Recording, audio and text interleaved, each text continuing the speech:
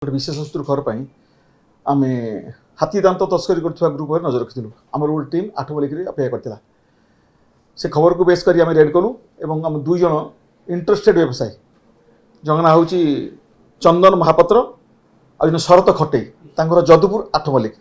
ତାଙ୍କଠାରୁ 2ଟା ହାତୀ ଦାନ୍ତ ଜବତ କରିଛୁ। ତାର ଓଜନ ପାଖାପାଖି 5 କେଜି ହେବ। ମାର୍କେଟରେ ପାଖାପାଖି ତାର ଦାମ ହେଉଛି 5 ଲକ୍ଷ।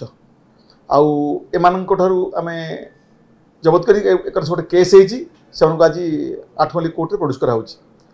ଏ ବର୍ଷ ଆମେ ଟୋଟାଲ 29ଟି ଦାନ୍ତ ସଂଗ୍ରହ କରିଛୁ। ଗତ ବର୍ଷ ଏବଂ ଏ ବର୍ଷ ମିଶିକି 29 ଦାନ୍ତ ସଂଗ୍ରହ କରିଛୁ। ଆମେ ଦେଖୁଛୁ ୟାର ଟ୍ରେଲଟା କୁଆଡ଼େ। ବର୍ତ୍ତମାନ ଏଇ ଯେଉଁ ଶିକାରୀ ଥିଲେ ଆଉ 2 ଜଣ ବ୍ୟବସାୟୀ ଥିଲେ, ତେଣୁ ଏମାନଙ୍କ ବିରୁଦ୍ଧରେ এই କେସ୍ ରୁଜୁ କରାଯାଇଛି। ତଦନ୍ତ ବେଳେ ଏହା ଜବତ କରାଯାଇଛି। ସାର୍ ଯୋଉ ହାତୀ ଦାନ୍ତ ଆଣିଲେ କୋଉଠୁ? ପାଖ ଜଙ୍ଗଲରୁ ସେମାନେ ଯାହା କହୁଛନ୍ତି, ପାଖ ଜଙ୍ଗଲରୁ ସେମାନେ ହାତୀ ଶିକାର କରି এই ଦାନ୍ତ ଆଣିଛନ୍ତି। ଜଣେ ଶିକାରୀ, 2 ଜଣ ହେଉଛନ୍ତି ବେପାରୀ। ଜଣାପଡ଼ିବ, ତଦନ୍ତ ଜଣାପଡ଼ିବ। ଇନଭେଷ୍ଟିଗେସନ୍ ଅଛି, ଜଣାପଡ଼ିବ।